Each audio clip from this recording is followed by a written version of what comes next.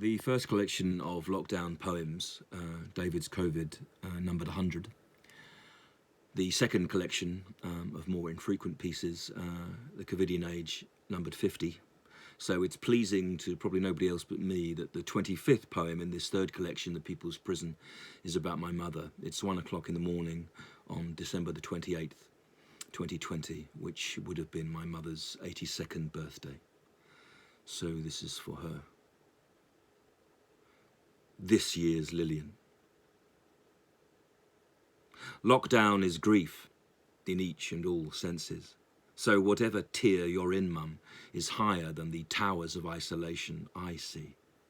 Of course, your old home remains low, but I'm straining to change its perception as I look left at this warped year and right towards the end of the drive's cedar tree. Centuries old, it'll grow, or so I like to think, beyond England. As with time, it's a totem of a different age, scene or place in which you reside, as you once did here. So I follow, marking the same paths within it while catching the changing state of my face. Today you would be 82, and so I raise these words to your birthday. I'll be aging soon in your shadow, a shuffling little man, hourly, and one who is raking over the past as opposed to properly tending the garden of which you were so proud. Its new wildness, while offending you, comforts me. And I do apologise, Mum, but it reflects the world that I'm shaping. It also acts as a mirror for what I seem to have done to your house, which is to make it mine, finally. Certainly the reverse of yours, more ramshackle, but one that's translated from your language and life to my mouth, which speaks to you still, as I turn to look at the photo in which your eyes see me, no matter where I am in the room. My friend Anthony took that shot, and I will remember that episode always.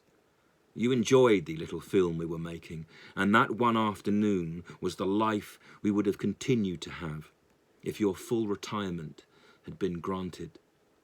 After over 50 years of work and part struggle, after the successes you'd made, after strife and the disappointments you'd had from that first sailor-sourced separation, after yours and Dad's rebound marriage and the day he drove away and then died, and after my childish faults, and yet the standards you set, I continue. We never looked like each other, but my spirit is yours.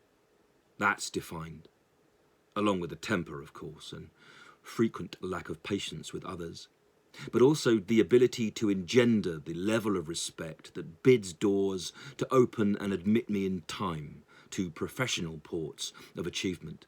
This is the cask made by mothers from which a virgin wine can mature.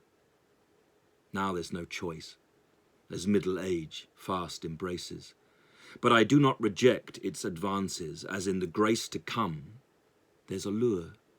And of course, it pushes me next to you, and naturally next to Tommy, frozen in time and his 50s, still the man he was, my dear Dad, who I bring to your birthday too, in the hope that somewhere out there you're both talking. And while the mistakes I make may bring judgment that 9 times out of 10 might be bad, they are simply the slips the lost make when calling out for fresh guidance. So I am trying to predict yours without contact within this prisoner's year and soul cage. But I wouldn't give to zoom you, or rather whoosh across cosmos, to see your face and eyes shining as consciousness breeds a starred age.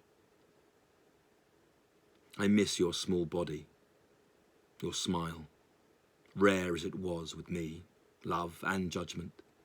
I miss your reprimand and your aura. I miss your being here and your voice. And so I continue to write to and of you each birthday. As the words arrive, there's a notion that you will too. That's grief's point. Lilian Ray Erdos, December the 28th, 1938 to February the 10th, 2012.